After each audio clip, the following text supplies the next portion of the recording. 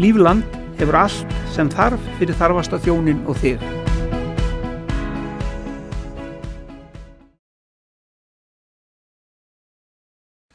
Árlegu viðburður, herrakvöld Fáks.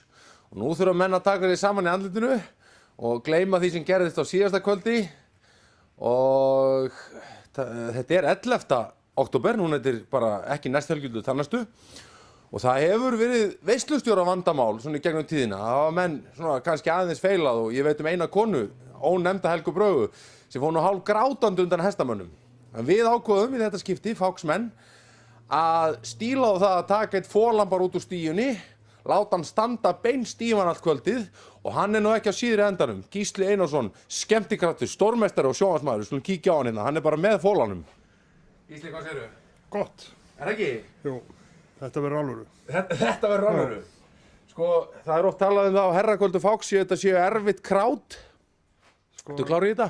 Ég ekki aðalmálið bara að vera ekki kelling. Þetta nokkuð flóknar það.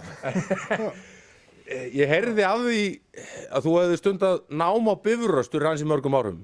Jú. Þar hefði verið mikið riðið út. Jú, og bara inni og það sem komið í við. Það var bara alls staðar nánast. Hins vegar hestamennska á Íslandi að breytast í þetta að verða snúast í algjörun auðmingjaskap, menn eru að ríðandi inn í reiðhöllum og svoleiðis. Hver fer út að ríða innan hús?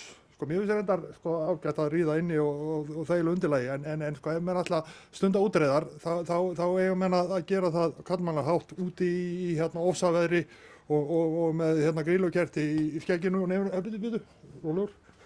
Ég var ekki að menna þetta til þín, þessi innivannur. Nú sér það með þessi hestarnir, þetta að verða hálfgerð aumingjar af inniveru. En ég trúi því að Fáksmenn, þetta eru alvöru kallmenn, þannig að þó að herrakvöldi verði að mestuleyti inni við, þá þetta ekki fyrir neina kellingar. Við breytum núna hestamennsku í svona alvöru íþrótt á nýjan leik. Það hefur verið, á þessum kvöldum hefur verið með villibráð og nú sami kokkur og fyrra, hann Silli, og hann trendi núna fyrir 3 dögum. Það er allt klárt, þannig að þú ert klár í villibráðuna líka, það ekki? Jú, það lítur að vera villihestar og allir pakkinn. Ég bý í Borgarnesi og þar maður ekki vanur því að fá kjöt í kjötréttunum, þannig að ég er þakkláttur fyrir hvort sem það er hreindýr eða gæs eða belja eða whatever. Bara það kjöt, þá er ég sáttur. Hvað Nú er ekki greið Hvað eru menn með á prógramminu? Nú ert þú að stunda bæði sjónvarpsmennsku á fullum krafti á landanum og svo ertu nú út allan bæ að skemmta. Hvað setja menn á prógrammi þegar kemur að köllum? Svona aðalega fjallum hannyrðir bara. Já, það er svona mest.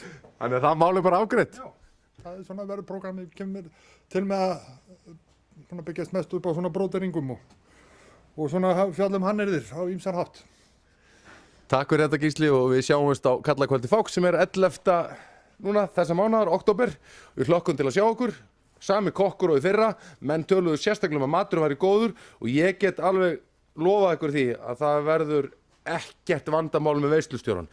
Miðasala getið þið nálgast miða til dæmis á Jónfinja Fák, hringt bara í Fák.